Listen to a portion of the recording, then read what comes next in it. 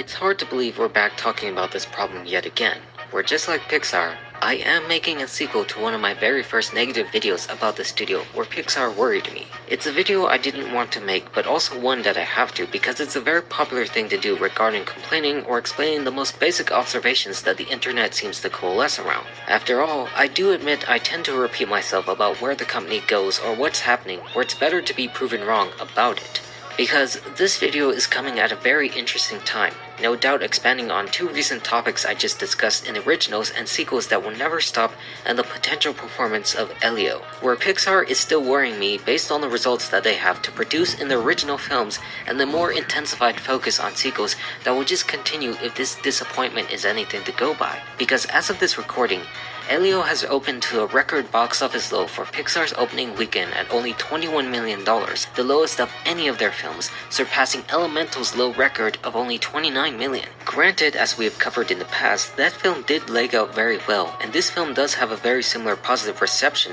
but still not changing the fact that it did go lower in its performance just after the success of Inside Out 2 really does not look quite good. It is not a positive sign for these originals to open like this and then be overshadowed by their sequels with Toy Story 5, Incredibles 3, and Coco 2 coming out, where they do also have a good mix of originals and Hopper and Gato in between those films, but just looking at this from a blank distance, you are going to go with those sequels as the big hitters instead. The same problem I just talked about and why originals don't work anymore because of our spending habits choosing not to go with that in this day and age, where the real worry is not on Pixar being a dead studio anymore because they've already proven they succeed beyond all of our expectations with those past two films, but the disappointing reactions that people have now with their newer movies that are just failing to impress and they making sequels out of it instead, where I'm just concerned at the amount of people simply writing off films like Elio as bad based on its style and substance because of the poor performance, even as they remain to be positive movies. Granted, again, there's also still many opinions that people have, and you're fine to say that it is a bad movie with a style that isn't that interesting, looking more childish if you think it that way, by judging by what I've seen online by these abysmal numbers. Which I do have to admit, on the other hand, even as I do like this own animation style compared to many other films they have done, it still does not look very appealing regardless, as to my own fears originally knowing that this film wouldn't open that strong, debating if I should have seen it all since its performance wasn't going to be that great to begin with, where this remains to be the film that was supposed to release in 2024 over Inside Out 2, or even in the same year as that until they delayed that due to issues with the writing, what went on with Disney back in 2023, and other numerous factors that just exist and put this in a negative spot. Which, speaking of Disney too, since the time of Wish, I'd say this could extend to them like everyone else with their originals, almost wanting this video to be more of a broader Disney marketing problem, but I just thought it was better to focus on this studio that has still tried to be themselves, but external reactions are just making it difficult to see it that way. Because this brings up a very good point, that Coco was actually their last original success, gaining over $800 million back in 2017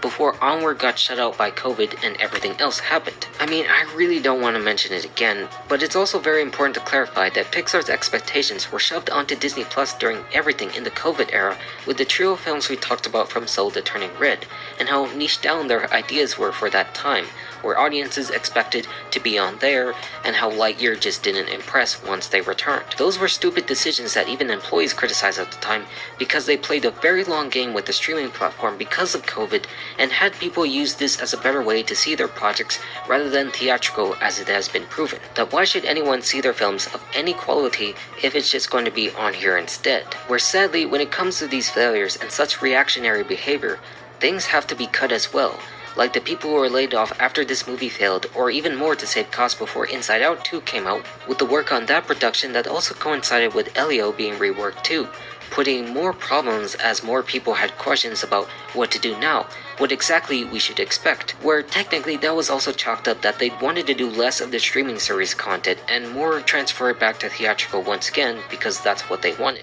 Nothing wrong with seeing the world through ruby-colored Transitions Gen S lenses. Get your own pair at transitions.com.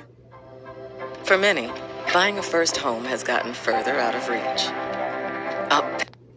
content and more transfer it back to theatrical once again because that's what they wanted. They wanted the expectations to be back because they did admit they made the mistake of releasing all of this on Disney Plus and never getting the actual projects the benefit of the doubt of where you could expect it from and why they failed in the first place, because that's something you could already get on here, where you can't blame them for fully trying when you also know that compared to other studios, they still produce in-house, just like Disney themselves, back here in the States where they are located rather than everyone else going offshore like Illumination and now DreamWorks for Universal, where when people question their big budgets that cause them to lose money, it's still important that they also still work there because of the teams they have. Something I want to factor into this topic because I also can worry that they could change considering that Disney now has the Vancouver studio that also produced Moana 2 for the series originally. That their big budgets can be reduced like so many people clamor for or concerned about, but only if they moved outside rather than paying here within, and we lose what history we have once there. I mean, I'm by no means an expert at all of talking about this on how business works with the best method, but I just care that at least somebody here is trying to stay with what they built, what legacy they've instructed that teaches us that I've admired my whole entire life, where it sadly just doesn't help their case to continue when their next consecutive original film opens slower than the next, stretching that definition to include Lightyear in that regard as a spin-off under that roof of films that are opening lower and lower, from going from 50 million to 30 million and almost 20 million as a result of this, even though Elemental again just doubled Lightyear's overall box office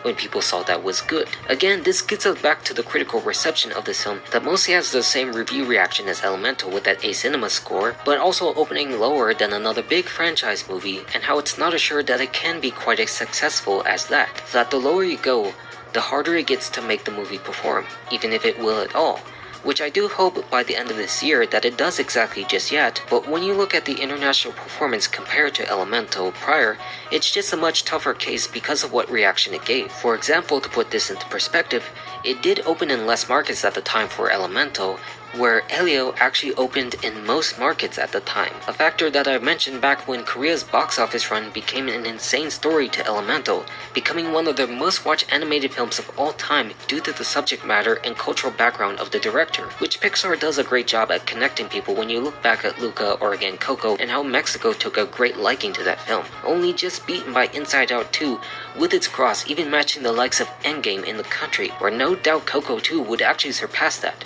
But how it's still limited to one idea rather than the next, because Korea or Mexico isn't going to react the same way to Elio because of that, of where it's more set in its other setting with the military bases and going to outer space, where it has to more rely on a broader spectrum of an audience in order to see that through. For example, the best case scenario for this film would be if it matched Elemental's run, its multiplier for that box office, where it would only get up to 350 million if it matched that performance. Still way lower than Elemental itself, but better than Lightyear and The Good Dinosaur barely, which does not actually say that much. Meaning its best hypothetical scenario still does not make this film a positive hit for Pixar when you compare the time of Inside Out and Coco and all of their Golden Age original films. It's just not going to match that period no matter what you think, and that's the reality of the situation. And it's something that you have to point to the fact that it's based on an idea that wasn't very marketable as you think compared to those past Pixar originals. We did have some worry before Elemental, but when you see what that film did, it did make more sense to its choice in style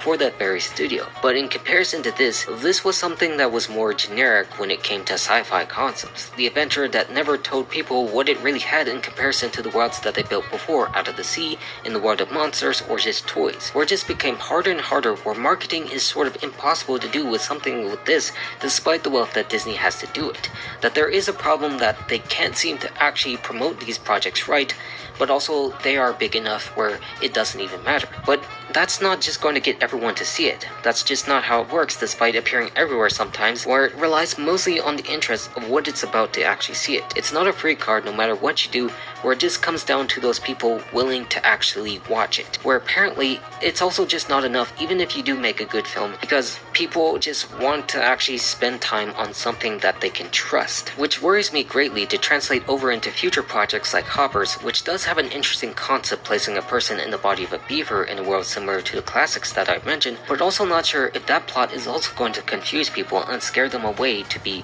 disinterested in that. Or even their next original film, Engato, that obviously deals with the Black Cat in Venice, directed by the same guy who did Luca, that has an interesting Italian cultural touch. It's all still way too early to judge those films based on these facts, and history can change in the course of events, but how I can't really rely on any logic of what the future holds when it's consistently being dragged lower and lower by each original release. Or even factor the suggestion that some of the tone and animation might be a little less adult-oriented as the approach was, and more kid-friendly if that definition makes sense, which also shouldn't be the case as other studios have made films for that. I will say on the other hand, I really still trust Pixar to make the best choices, but I'm not sure if I can trust myself or others that we would go see it or even know it exists, because that's how it is nowadays. It just doesn't help that these big studios are just willing to release their big remakes during the same time, affecting families' choice and perception for movies, going if they want to see this rather than that, and that's the case that affected their past films released during the same time frame, that they're just thrown out there because they can,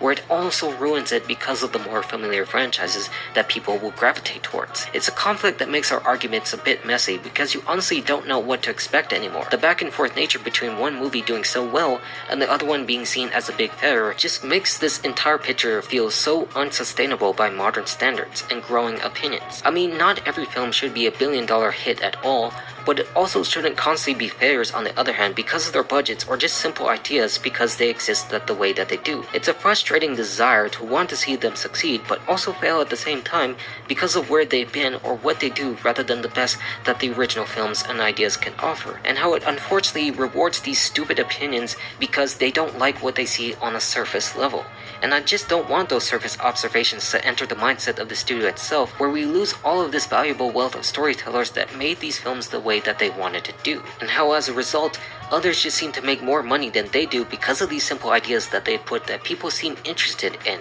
even if it offers less of an experience than any of the film that they have produced and are pretty stupid movies when you actually think about it. Again, like I said in previous videos, it is on both the audience and studio themselves to make an effort to make these things work, to see if something is greater than what could be, where you could see the studio market these ideas better to its audience, or even not pass judgment on something just because you don't like the way that it looks. That we need it to continue if you don't want the sequel path to be the way that it is, and to have a brand that still produces the content it needs. But to really close things out,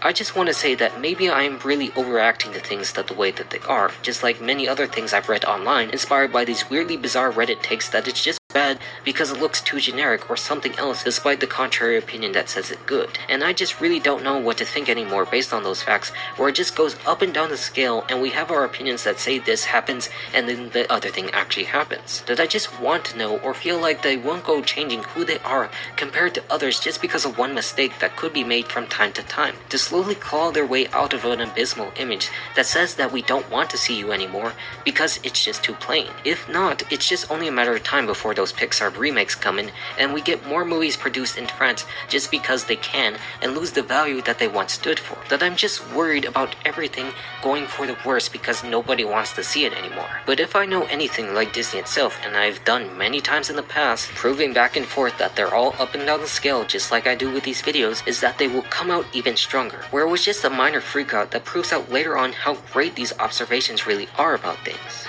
And that's all I can really say in this sequel. I'm all done. Goodbye.